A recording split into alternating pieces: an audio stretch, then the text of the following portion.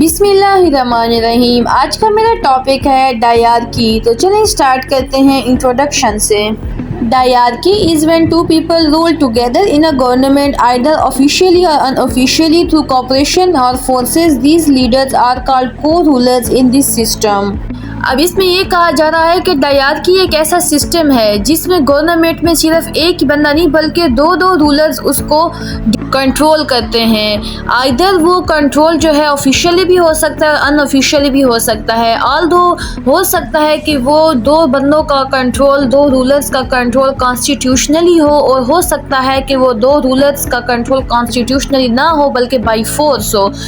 मतलब कि military actions की वजह से या किसी और फोर्स की वजह से, पॉलिटिकल फोर्स की वजह से या इकोनॉमिकली फोर्स की वजह से, पावर की वजह से वो दो रूलर आपस में रूल कर रहे हैं, जबकि उन दोनों में कोई कॉपरेशन भी ना हो तब भी दो रूलर आपस में रूल कर सकते हैं थ्रू अनदर फोर्सेस। इसके अलावा ये लीडर्स जो हैं, ये रूलर्स जो हैं, ये को रूलर भी कहलाते हैं और ये सिस्टम जो है को रूलर सिस्टम भी कहलाता है। अब आ जाते हैं डायरकी और डुमविरेट पे कि The term diarchy and duumvirate both refer to a system of a shared rule or governance involving two individuals. Diarchy is often used in a broader sense to describe a shared rule in various contexts, while duumvirate historically specifically refer to the dual leadership in the Roman Republic offices.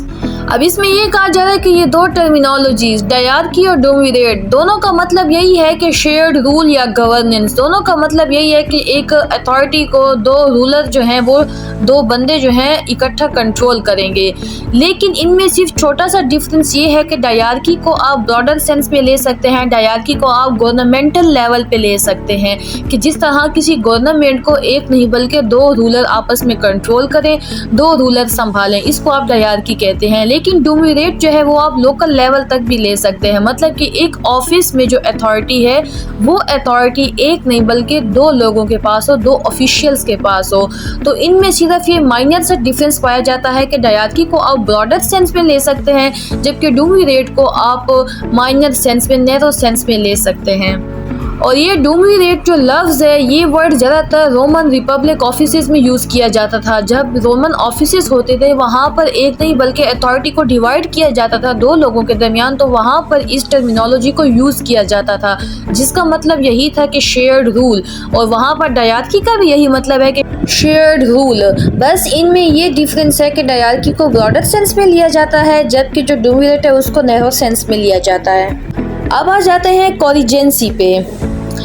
Coregency typically refer to a situation in a monarchy where the reigning power is temporarily shared by two or more individuals. It signifies a period when multiple people jointly hold authority within a monarchy. अब इसमें ये कहा जा रहा है कि किसी state में लेट्स सपोज कोई मोनार्की है, ऑल राइट, गवर्नमेंट सिस्टम उसका मोनार्क है। तो अगर किसी वजूहात की वजह से जो मोनार्क है वो मोनार्की में डेथ कर जाता है या कोई और वजह हो जाती है या कोई इंजरी हो जाती है बादशाह को या मोनार्क को, तो उसकी जगह एक या दो अथॉरिटीज़ आ जाती हैं जो कि तमाम सल्तनत को, तमाम एम्पायर को कंट्रोल करती हैं। तो अगर मोनार्की में दो अथॉरिटीज़ आ जाएं टेम्पोरेरीली बल्कि परमानेंट नहीं, सिर्फ वक्ती तौर के लिए वो दो अथॉरिटीज़ आ जाएं और वो दो रूलर जो हैं, दो लोग इस तमाम बादशाहत को, तमाम मोनार्की को संभालें, तो उसको आप कोरिजेंसी कहते हैं।